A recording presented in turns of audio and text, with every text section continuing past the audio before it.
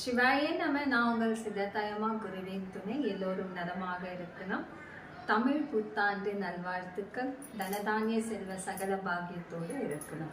இதில் எப்படி முறையான வழிபாடுகள் செய்யணும், நீங்கள் நினைத்த காரியங்கள் இந்த வருஷம் நலமாக, தனதானியம், நினைத்த காரியங்கள், சுப காரியங்கள் எல்லாமே மங்களமாக நடக்கணும்னு சொல்லி பிரார்த்தனை செய்யுங்க, பூஜை செய்யுங்க. நானும் உங்களுக்காக பிரார்த்தனை செய்கிறேன்.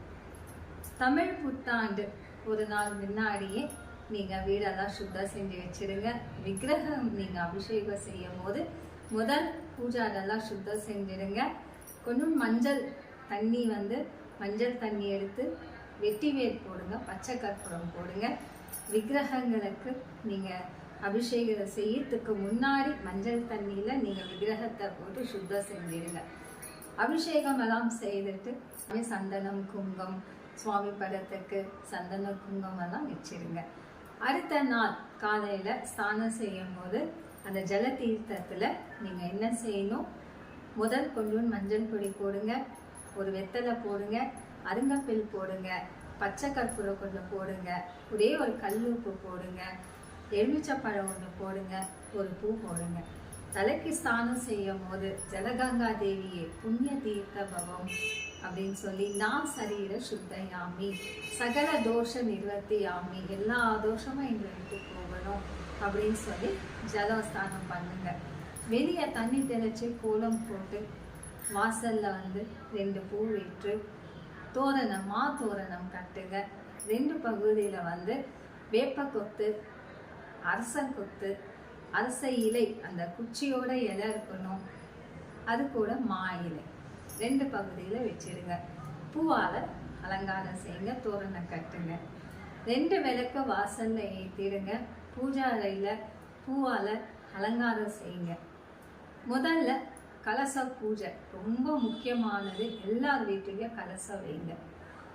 சின்ன தட்டில் மஞ்சள் அரிசி வைங்க. தீர்த்த சொம்பு, கலச சொம்பில் தண்ணி நிரப்பிடுங்க.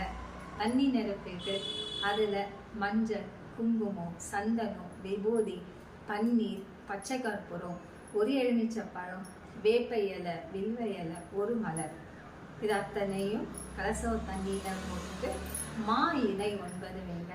தேங்காய் சுத்தம் செஞ்சிடுங்க. மஞ்சள் குங்குமம் வைங்க. பூவால் அலங்காரம் செய்யுங்க. அகல் விளக்கு 6 ஏற்றணும். குத்து விளக்கு 2 ஏற்றுங்க. 5 முகம் விளக்கு, அதே போல் காமாட்சி அம்மா விளக்கு ஏற்றுங்க. முதல்ல தானியங்கள் வைக்கணும். ஒரு சின்ன தட்டில் 5 பதார்த்தம் வைக்கணும். அரிசி, சர்க்கரை, கல்லுப்பு, ஏதாவது ஒரு தானியங்கள் வைத்து ஒரு கப்பில் காயின், வெள்ளி, தங்கம் சின்னதாக இருந்தால் வைங்க. இன்னொரு தட்டில் ப்ளவுஸ் பீஸ், புடவை உங்களால் முடிஞ்சால் வைங்க, இல்லை ஒரு சின்ன ப்ளவுஸ் பீஸ் வாங்கி வைங்க. வளையல், மஞ்சள், குங்குமம், வெத்தலை, பாக்கு, பழம், வளையல், இது அத்தனையும் சீர்வரிசை வைக்கணும். இன்னும் 3 பிரசாதம், இனிப்பு, கார வகை, அதாவது எலுமிச்சை சாதம், இனிப்பு சாதம், அந்த மாதிரி ஏதாவது ஒரு நெய்வேத்தியம் வைங்க. சின்ன மண்பானை, 3 மண்பானை சின்னதாக வாங்கிக்கங்க. அதில் மஞ்சள் தண்ணி, அடுத்தது பானகம், அடுத்தது மோர், எல்லாத்துலேயும் ஒரு வேப்ப இலை வைங்க. அதன் பிறகு பஞ்சாங்கம், மிக மிக முக்கியமானது பஞ்சாங்கம். பஞ்சாங்கம் வீட்டில் கண்டிப்பாக இருக்கணும்.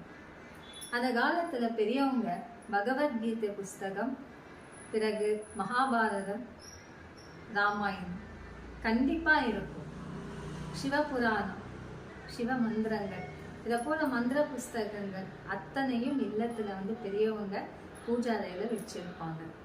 வருஷத்துக்கு ஒரு முறை எடுத்து பூஜை செய்வாங்க. பஞ்சாங்கம் படிக்க தெரியலன்னா கூட அந்த பஞ்சாங்கம் வாங்கி வைத்து பூஜை செய்வாங்க.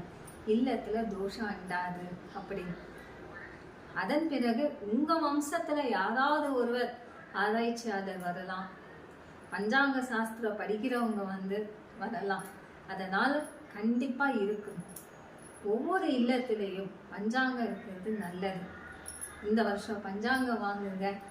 மஞ்சள் குங்குமம் வைத்து பூஜை செய்யுங்க. மங்களாரத்தி, முக்கியமாக கலசத்துக்கு அர்ச்சனை செய்யணும். தேவிகள், திரிமூர்த்தி தேவிகள், திரிமூர்த்தி தேவர்களை நினைத்து அர்ச்சனை செய்யுங்க. தனதானிய செல்வ சகல பாக்கியமும் கிடைக்கணும்னு சொல்லி கல்வி செல்வம் வீரம் மகாசக்தி தேவிய லக்ஷ்மி தேவிய சரஸ்வதி அத்தனை தேவர்களையும் நினைத்து உங்களுடைய குல தெய்வத்தை நினைத்து குருவை நினைத்து பிரார்த்தனை இருங்க. மங்களாரத்தி காட்டும் போது சர்வ மங்கள மாங்கல்யே சிவே சர்வார்த்த சாதகி சரண்யே திரியம்பிகே தேவி ஸ்ரீ கௌரி நாராயணி நமஸ்துதே இந்த மந்திரம் கண்டிப்பா சொல்லுங்க.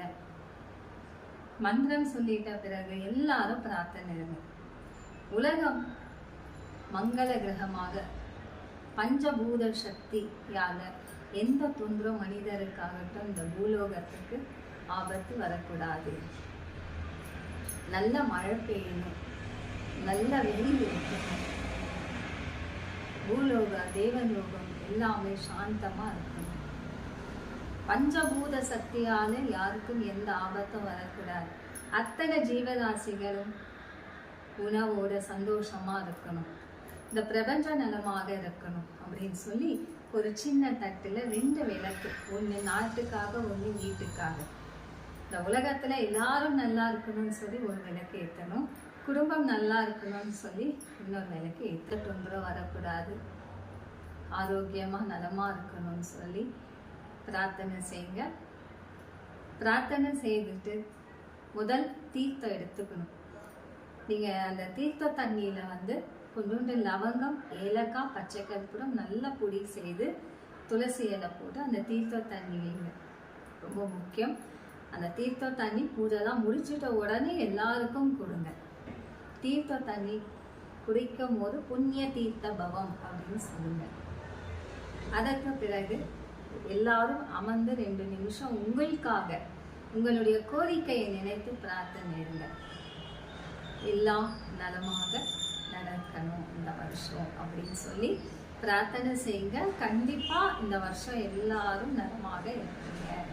உலக வாக்கியம் ஓலைச்சுடி பார்த்து 2024 2025 மட்டும் எப்படி இருக்கு, ஒவ்வொரு ராசிக்கும் ஓலைச்சுடி படித்து சிவவாக்கியம் பிரகாரம் இந்த வருஷம் நான் படிக்க போறேன். அந்த நிகழ்ச்சி கண்டிப்பா நான் எல்லாருக்கும் பதிவு செய்கிறேன். இந்த தமிழ் புத்தாண்டு எல்லோருக்கும் தனதானிய செல்வ சகல பாக்கியத்தோட நலமாக இருக்கணும்னு சொல்லி நம்ம கோவில்ல ஸ்ரீ வஜ்ரநாதன் சிவன் குரு ஆலயத்துல சிவப்பா பிரார்த்தனை அனுகிரகமாக நான் செய்து எல்லாருக்காகவும் நான் பிரார்த்தனை செஞ்சுக்கிறேன். பார்வதி தேவி அம்மாவுடைய அருள் ஆசீர்வாதம் எல்லோருக்கும் கிடைக்கணும். சிவாய நம. குருவின்